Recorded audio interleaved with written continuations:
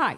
Have you ever noticed that some actors have interesting patterns for choosing the dramas they do? Sometimes it seems like they are very carefully selecting a very specific type of character, and sometimes it seems like they are very deliberately choosing to do different kinds of characters each time they take on a project. And while this is not something that is constantly a point of discourse, I do find some discourse around some actors interesting, while I have my personal thoughts about how actors and projects sometimes choose each other. This is not an analysis video. I am just casually having a discussion with you. It's more of an open question. Have you noticed patterns in the drama choices of favorite actors or actresses? And to get the discussion started, I thought I would tell you about a few actors I have been watching with interest. Some who have been in the industry for quite a few years, and some who are very new and just recently attaining success. Okay, so let's do that. One of the reasons I thought of this topic at all was because I recently saw the trailer of the new Park Min Young drama, Confidence Queen. And okay, if you've been in Dramaland for a bit, you know that Park Min Young has been through a lot of internet trolling through pretty much her entire career. The moment she became a public figure, and she was very young at the time, people were both beguiled by how pretty she was and also instantly critical of everything she said and did. Everything from how she cut her hair to how fat or thin she was, to how much weight she gained or lost, to how her legs looked. Everything was constantly under scrutiny. So it's unsurprising that her acting was also analyzed frequently and her capabilities were categorized and praised, but also frequently dismissed. This discussion became particularly brutal after the success of her 2018 drama, What's Wrong with Secretary Kim, which was quickly followed up with Her Private Life in 2019. You had a lot of people online talking about how she was basically playing the same character in both dramas, and even her looks were very similar, and that she was not really trying out anything new. But given how successful both these dramas were at the time, I suppose all of that mutterings didn't really bother her that much. She was one of the top style icons at the time. Everything she wore in both dramas just sold right off the shelves. But then in 2020, she came back with When the Weather is Fine, where, as far as I'm concerned, she definitely did a very different kind of role. But now people were getting seriously disgruntled. And something I remember from that time is how often people were talking about, oh, she only does romance dramas where she is the center of the story. And given that she had been in Dramaland since she was like 19 or 20, which was like 2006, this was really the first time where she was actually getting to do a string of female-centered dramas. Before that, her biggest blockbusters were City Hunter and Healer. And let me see, do either of those sound like female-centered dramas to you? If you watched it, you would know they were definitely not. She was excellent in both of them, but they were not centered around her. And mind you, throughout her career, she's enjoyed quite a bit of popularity, but the kind of success she got from What's Wrong with Secretary Kim, she hadn't seen that. I don't think she had ever seen that, to be honest, from a drama. And it makes perfect sense to me that given that period in Dramaland, 2016, 2017, where more female-centered stories, which were like not about how awful and clumsy and poor and under huge debt the heroine is, like you actually had optimistic female-centered stories taking off for once. Given that she was finally getting to enjoy that phase, I didn't understand what the problem was with her taking romance dramas over and over again. Now, the thing with When the Weather is Fine is that I really liked it. right up until the very end, where, like, almost in the final episode, something happens which I think deeply betrays the thesis of the drama. Remind me to talk about it at some other time. But before that, I had really enjoyed that drama. However, When the Weather didn't actually end up doing that well. So it's understandable that she took like a 2-year break and then she came back with another weather related drama called Forecasting Love and Weather. Honestly, I was excited with this one. Finally, an answer to all the anti fans' complaints. She is not the employee in love with her employer in this one. She's not disillusioned with her work. Her personal life, yes, but not her work. She is paired with a younger man and an employee this time. So, yes, it is still an orphan's romance, but at least the dynamics are subverted somewhat.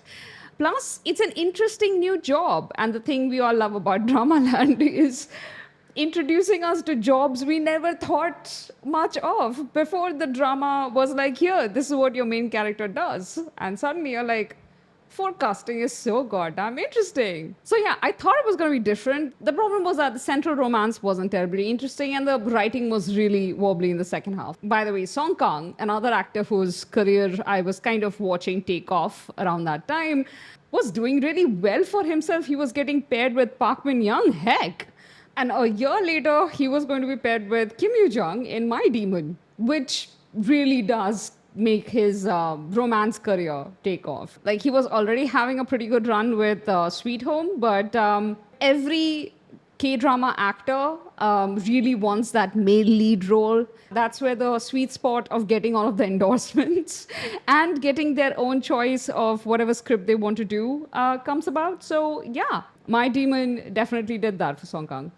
Anyway, coming back to Park Min Young, 2 weather dramas, neither of them doing very well. Still, our girl is busy. And in the same year, 2022, we also get Love in Contract, which started off really well. I did a video on that because I really like the main lead.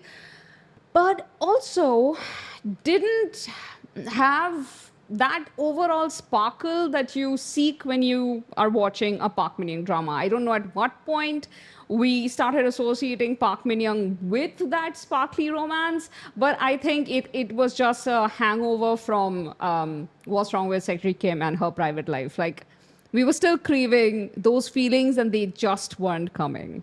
And then, like, ignore the release of those pending Chinese dramas that came out because she had shot them like years back. The next project that she actually did in this timeline was 2 years later, and it was Marry My Husband. Woo! This definitely was the hit that she was looking for in her career to figure out the next trend she can surf. The trailer that I started this portion of the video with, Confidence Queen, reminds me both a little bit of Love and Contract, but also very much with the whole, revenge angle of Marry My Husband. I strongly suspect that she chose the script because it takes us on that revenge drama journey, which would also be fun and satisfying for viewers like us. Her character is supposed to be like this uber genius, and she kind of teams up with other felons. I don't know. Anyway, they go and take revenge against somebody. The blurb isn't super clear about it. What we do know is that she is supposed to be a slightly immoral character, which immediately makes her fun. And I guess we will find out once the drama actually starts airing. The thing with Park Min Young drama is I always trust her performance in them. I don't always trust the moral centering of the narrative. Like, I can see what she saw in her character in the script, but I don't think she always fully considers the moral consequence of what the story is trying to say. However, a fun time is to be had by us, hopefully. We'll see. The drama after that, which is supposed to come out in 2026, is called Siren, where she is supposed to be a serial killer, I think, or a suspected serial killer. Anyway, my point is, our girl is on a path to do lots of revengey characters. And I can again see people coming out and being like, she's doing the same character over and over again. But somebody tell me why she would be wrong in doing so. Like, she is doing what every business person in the world does. They try different types of products. If one of the products becomes a big hit, they basically try to live off that, try to make different variations of that and milk that for whatever they can for as long as they can until the next trend starts. It's not like Park Min Young hasn't done really meaty roles. Have you guys watched Queen for 7 Days, for instance? You can't accuse the woman for not having given the actor in her satisfying roles. But the thing about acting seems to me is that performance in and of itself gives you rush. It's not necessary that you have to do a wide variety of characters to feel that rush. And if you can see that a certain type of character really suits your looks and the kind of persona you can best show on screen, then why wouldn't you do that? Anyway, my defense of Park Min Young's drama choices end here. That wasn't really what I was going to do the video about, but that's what it has become. It has long frustrated me that she just gets a lot of hate for choosing dramas, clearly trying to, get another hit. Hey, my audiences like this character in my previous dramas. Maybe they'll like this iteration in another one. It's not like she's doing the same story, just different variations. Oh, I said I finished defending her. Right. So, sorry. Moving on.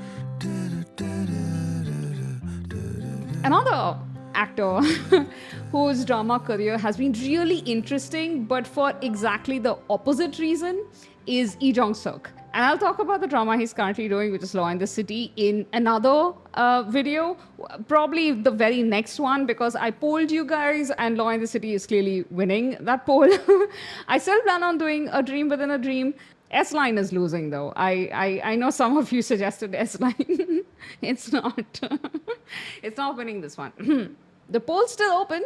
I will put the link below. If you guys want to push for the remaining dramas, you can. You don't have to sign up or anything. You can just go vote. And you can choose multiple dramas. Isn't that nice?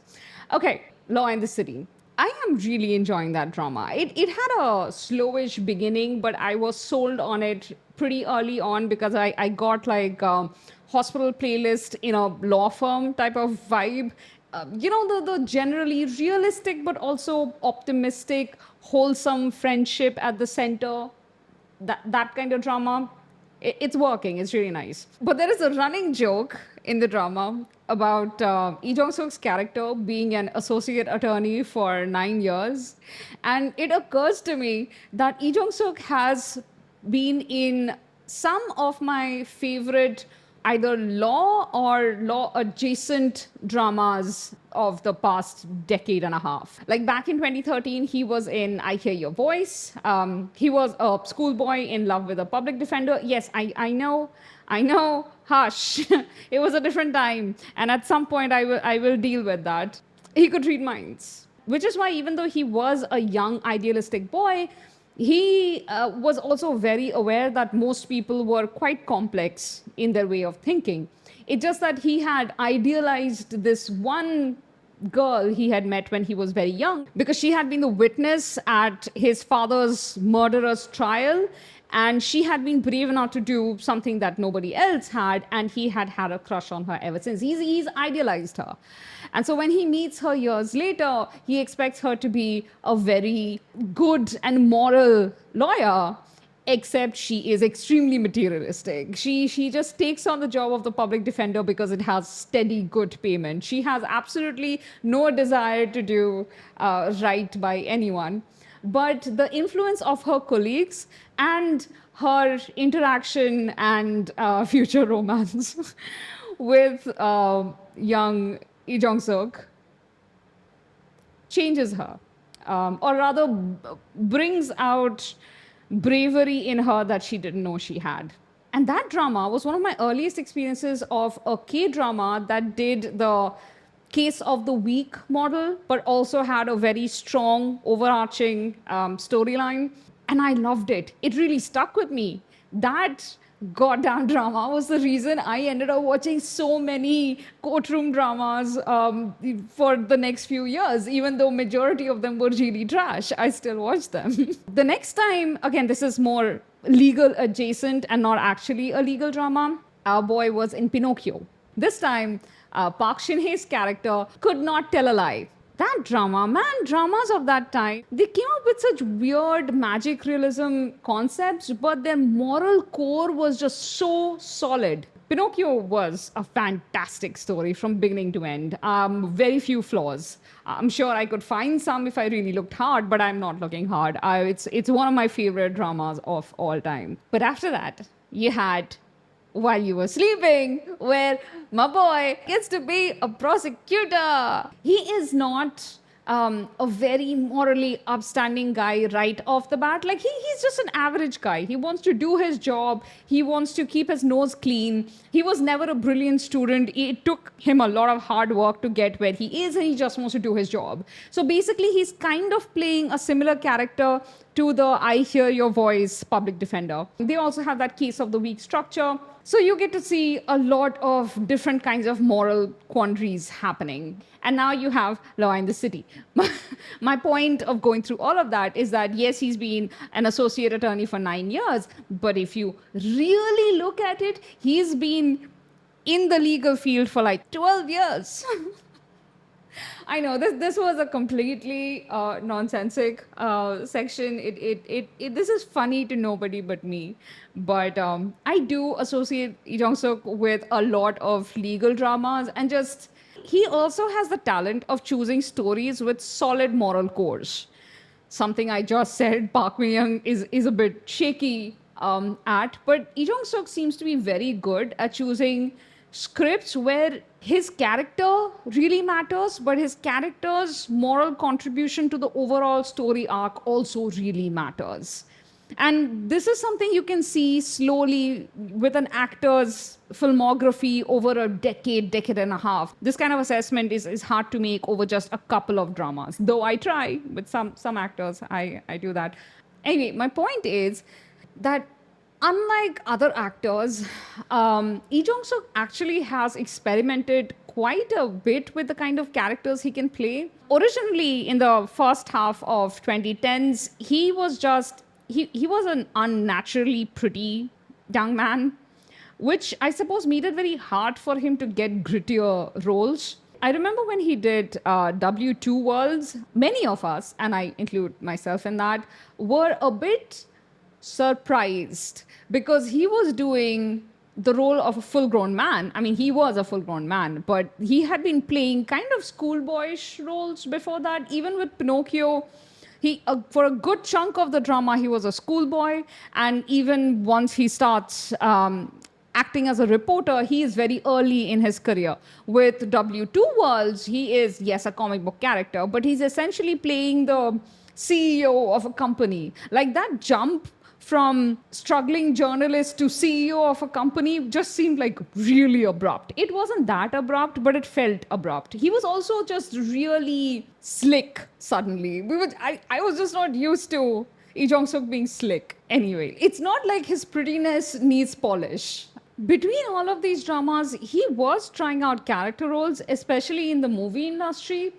I think in the drama industry, the next thing that he did was The Hymn of Death. And that was a hard-hitting one.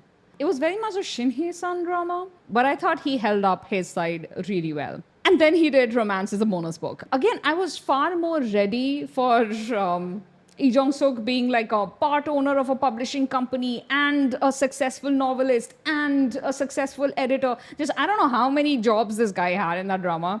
I was way more ready for him in Romance is a Bonus Book. I was not ready when W2 Worlds came out. In my head, I was like, you still need to do the newbie roles for a few more years. Like go to college in a few dramas before you become the CEO. And then he kind of disappeared from Dramaland.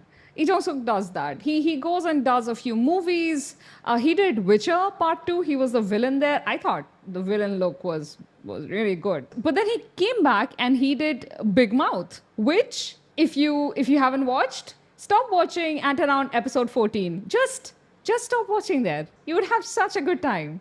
Just forget that it's 16 episodes. It's not. It's 14 episodes. They just forgot to finish the drama, which is fine. But his performance was just so good. And again, like I said, he didn't just want to limit himself to the romance male lead roles, so you could occasionally see him take dramas like these. And I honestly think it really paid off career wise. I was no longer looking at him just as a pretty male lead, which is kind of why actors try to diversify their roles. And then the man disappears again and comes back this year with Law and the City. By this time, Lee Jong-suk has really settled into adulthood. He is a year younger than me, which is hard for me to believe because he's in my head, he's still a kid. But he has gravitas now. Anyway, I went through his filmography kind of to show you that there were like these major dramas in his career, and he has had a very consistent career. Like there have been no real high highs and real low lows. He just comes, does a drama, it either does really well or it does moderately well, and then he just runs off for a few years. Again, like I said, the only pattern that I could see in his choice of dramas has been his interest in making sure that the script had the moral messaging down pat. Like there was no confusion about the overall story that was being told. Now he's also going to be doing The Remarried Empress in 2026, and if you have read the webtoon, which I have read a big chunk of it, has some very confusing moral elements. But yeah, I'm really hoping that they give the screenwriters adapting this webtoon the freedom to liberally change things, because there is a lot of classism. Anyway, my point is, I really hope that they rewrite a lot of the story. A lot of it. Okay, some other newer actors. Have you guys been watching Cho Yi-hyun, the female lead of Head Over Heels? I first saw her in Hospital Playlist. She was memorable and personable, and I expected to see her around. I just didn't expect her to climb the ladder as quickly as she has. I think her first leading role was School 2021, and I didn't watch much of it, but soon after she did All of Us Are Dead, and her character there was wildly different. I think that was the point where people became aware of her as an actor. Soon after that, and this surprised the heck out of me, she did The Matchmakers with Roan. So good. Also, Roan is an actor who does so well as a romantic foil to a strong female lead. Not all actors can pull it off. He does that really well. The Matchmakers is really interesting because she is doing a slightly older character, or at least she's being forced to mature quickly because she is this young widow of a noble family. And the story primarily focuses on her very complicated relationship with her mother-in-law. It was a really good drama. It was also a very unexpected choice for a young actress like Cho Yi-hyun. She's 25 now. She would have been, 22, 23 at the time. I would just have expected her to take more bubbly roles because she had to deal with quite a few serious themes in this one. And then 2 years later, she does Head Over Heels. I'm going to keep watching her choice of dramas, but so far she seems to have been very careful in how she selects her projects. Maybe because she's trying out different things, which you do early on in your career, or the actors that I've spoken of till now also try on different types of roles early in their career. But she also seems to have a sense for solid scripts. I haven't finished Head Over Heels. It may have gone wrong in the end. I don't know. But till episode 10, it was pretty good. So I'm gonna give her the solid script badge. And then let's keep watching what she does next.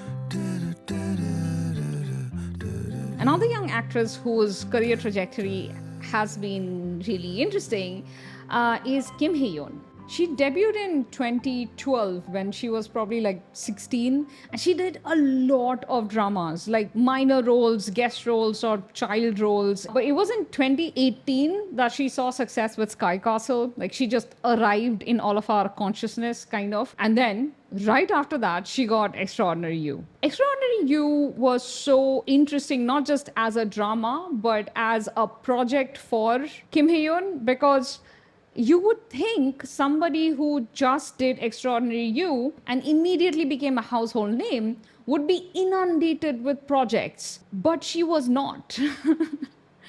In Kim Hye-yoon's own words, she kept getting sidelined because of her height. This is particularly ironic given how the fandom reacted to the height difference between Kim Hye-yoon and Byung-suk in Lovely Rana. It was an unhealthy obsession. But yeah, she spent years waiting for a good, solid role. But people would see her and be like, you are too short, or you just don't fit the aesthetics that we want to go for in our drama. In 2021, she did Secret Royal Inspector and Joy. And in Secret Royal Inspector, she was paired across Taecyeon. I don't think they had a ton of chemistry, and the plot was really more adventuring across the land kind of thing. Not the most interesting writing, but the first few episodes were very interesting when Joy was trying to get a divorce and she was not in a society or amongst people that would have granted her that divorce if not for a plot convenience and our hero's arrival. She did do a couple of roles after that, but it wasn't until 2024 when Lovely Runner came that she saw any actual traction. And something about Lovely Runner that you need to keep in mind is that the screenwriter who adapted it from the webtoon had Kim Hye-yoon in her mind. So when the creators of the drama started casting for Lovely Runner, and it was not a project that had a lot of exciting prospect at the time. Apparently, a lot of male leads had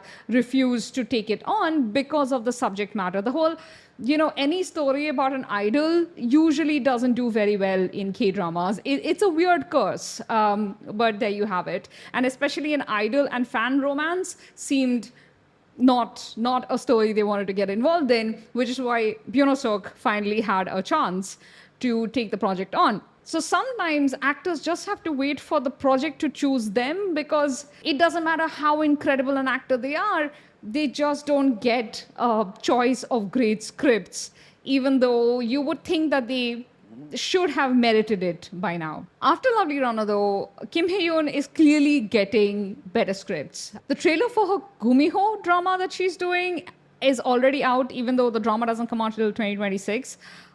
Human from Today, I think. I don't actually love her look in it. And I am not entirely sure that the pairing there was a great idea, because I think Kim Hye-yoon would easily overshadow the male lead. And in a romance, you kind of need a more balanced pairing. But I am judging from like the few clips we saw in the trailer, and I could be wildly wrong. Let's see. Fingers crossed, because we really need more female Kumihos. We haven't had a good one since Shin Mina, and that just seems so unfair. I also recently saw the confirmation announcement for another drama she may be in. So it doesn't look like we are going to have to go years without Kim Hye-yoon making an appearance on our screen. And that is all we can ask for. While we are on Lovely Runner, let's also talk about Byung-suk and his trajectory. He obviously had seen quite a bit of success as a model before he came into the acting world. And this was so funny in Record of Youth, where he was playing the privileged actor from like a really rich family, whereas the male lead played by Park Bo-gum was the model turned actor. Anyway, he had done a few main lead roles before Lovely Runner, but he hadn't really, he hadn't really shown as yet. Then he did a villain role in Strong Girl Namsoon. And his character, Ru Shio, was probably the only memorable thing about that drama. Everything else was just a confusing mess. And you had a lot of people shipping him with the female lead. They did have a lot of chemistry, an unnerving amount of chemistry. And it's not an accident that the very next year he got Lovely Runner. If he hadn't taken that villain role, probably wouldn't have landed Lovely Runner. That's just That's just how these things work. And yes, for anybody who's just about to point out, he did 20th Century Girl, you're absolutely right. That movie was proof to the creators of Lovely Runner that Bjorn could carry off an earnest teenage boy character like this. But it wasn't 20th Century Girl that was making him go viral at the time. It was very much Ruscio. And maybe because Bjorn has had such a long modeling career already, he seemed to have enough experience with projects to understand that he shouldn't immediately jump to the next thing. I think we saw him in a brief role in No Gain, No Love later that year, but after that, pretty much nothing. Now we know that he has a couple of big upcoming projects. There is one where he's a prince, a wife of a 21st century prince, I think. And another one is the live action adaptation of Solo Leveling. That's going to have so much expectations tied to it, because if you guys don't know, the anime is mad popular.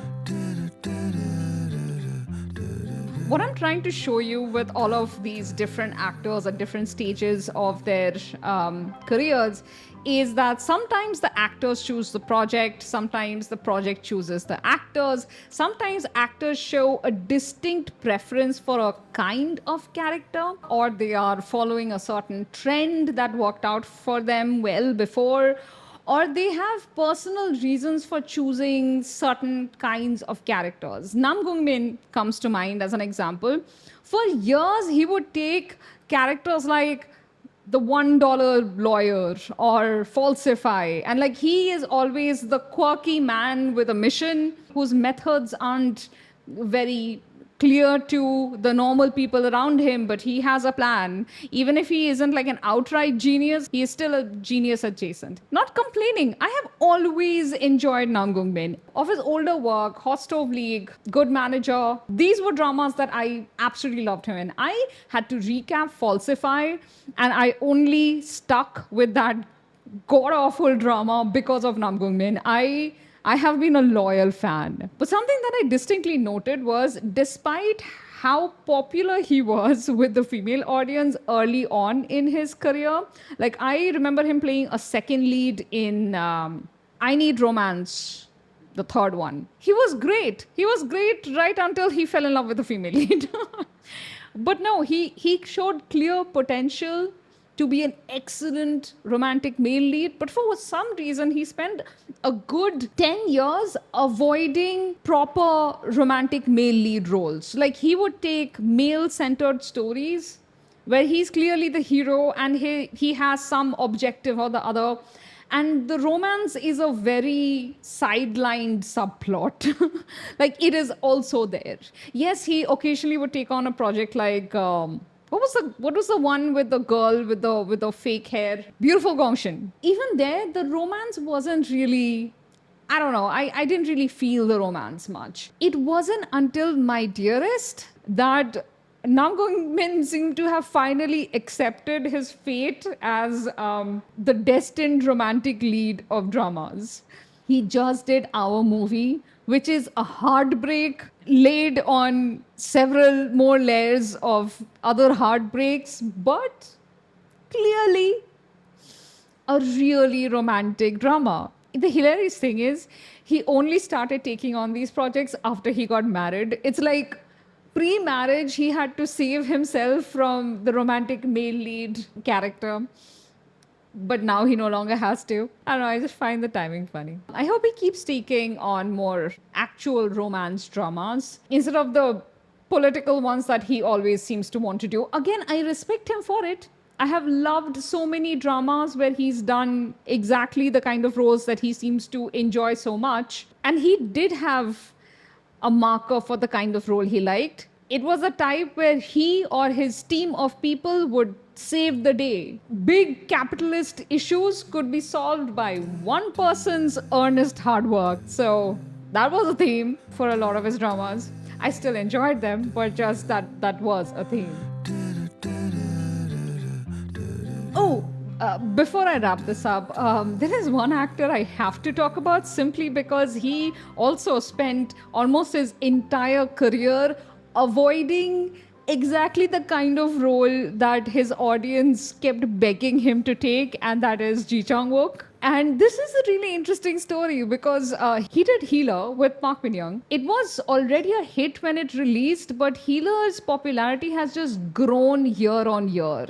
It's hard to explain. And with every fresh new wave of Ji Chang Wook fans, you have people asking why he didn't do more roles like that. Like, he is clearly meant for action roles. Well, he did K2 and it did not go well. Hilariously, Ji Chang Wook is one of those actors who he has both the physicality for an action role, and he has the kind of face which is just, it can go from a charming smile to like a deadly look really fast, and he's perfectly made for the action genre.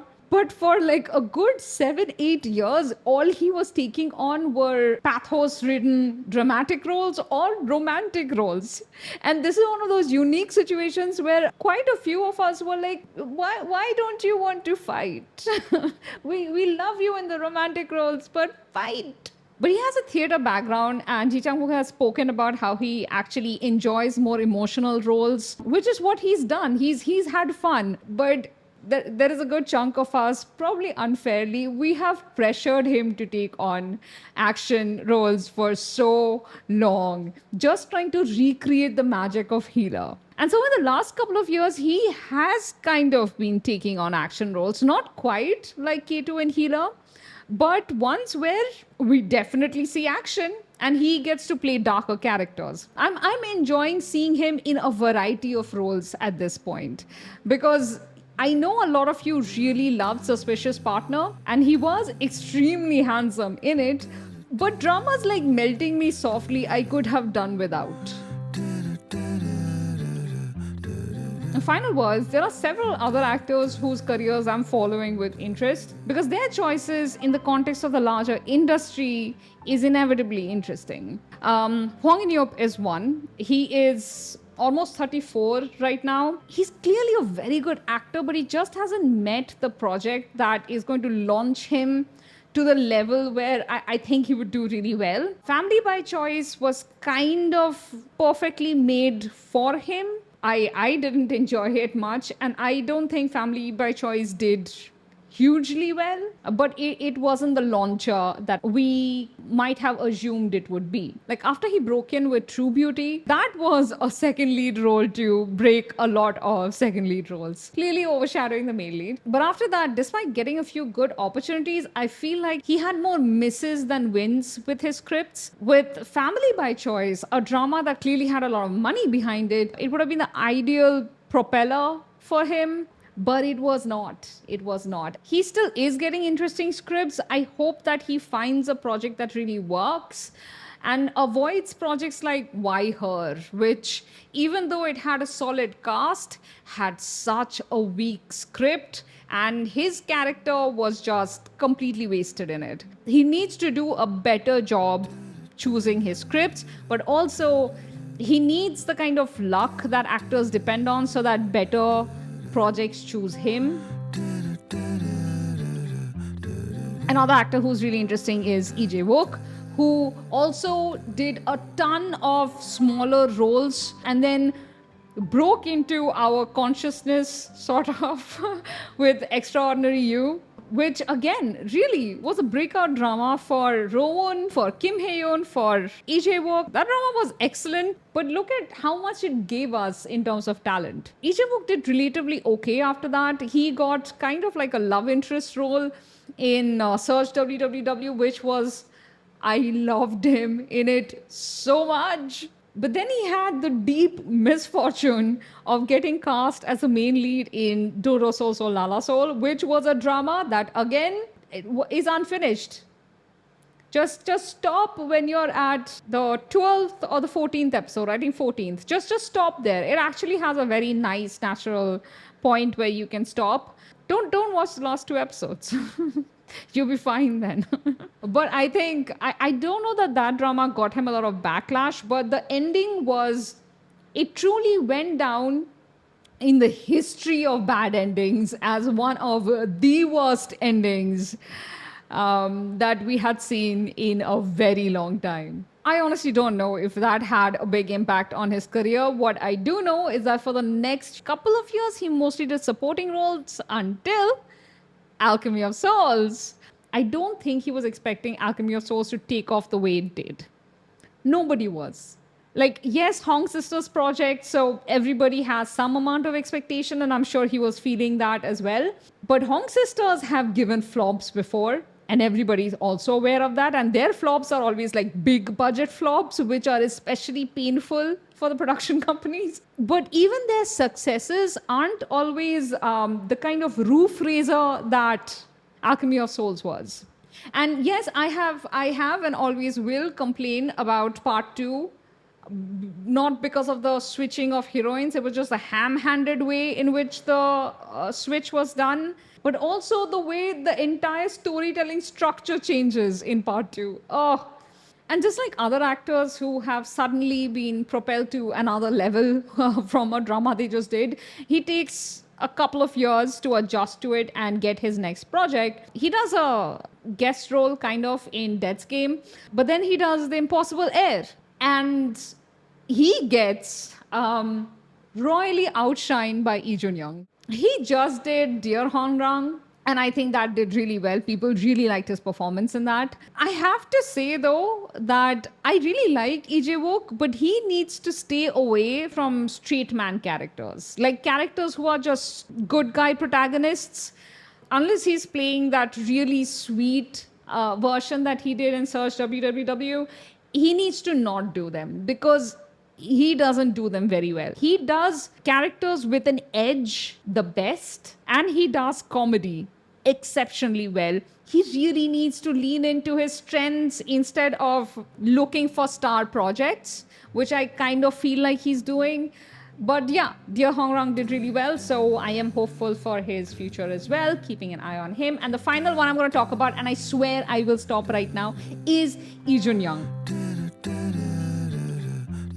I really like this actor, and I genuinely enjoy all of the weird projects he crops up in. He comes from the K-pop side of things, but he's had a pretty steady drama career. I think I first noticed him in Imitation, where he does the lead of a boy band, and he was really good in that. Again, a really complicated character, very good in that. He's done various other smaller dramas that it's just that his character always stands out to me. Class of Lies is the earliest that I can remember him in. He also did this rubbish romance called Let Me Be Your Knight, which was awful. It was really awful. I kept watching for him. He was an idol in that one as well, which, like I said, is a slightly strange thing because actors tend not to want to do idol roles. But he's the kind of actor who's shown through his project choices that he's slowly building up his cred. So he will take anything that seems interesting to him, and that is often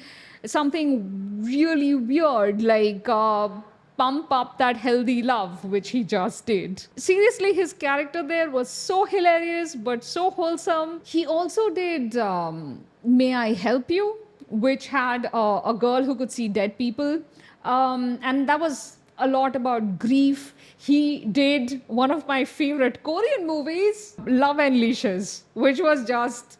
I think it's still on Netflix. If you guys haven't watched it, go watch it. I know it seems like hardcore BDSM. It is the most heartwarming, sweet love story. And unlike most Korean movies that are love stories, this one actually felt like a complete story. Not like they were just jumping from scene to scene without any connecting tissues.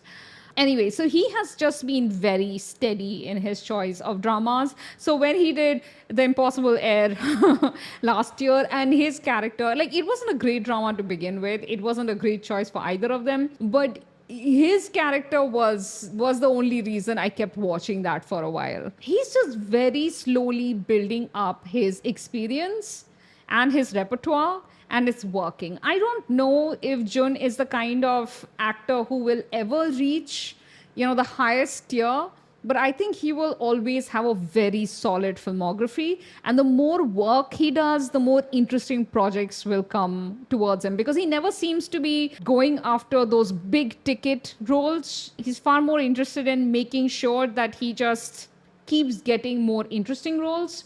So let's see where that takes him. Yeah, okay. So this was a very, very long video just to say it's interesting how actors choose their roles, isn't it? And how some roles choose some actors. There are plenty of other actors to talk about, but these were the ones I've been recently thinking about. So I just dropped all of them in the same video. I hope it was not boring. And I'll see you in the next video. Bye.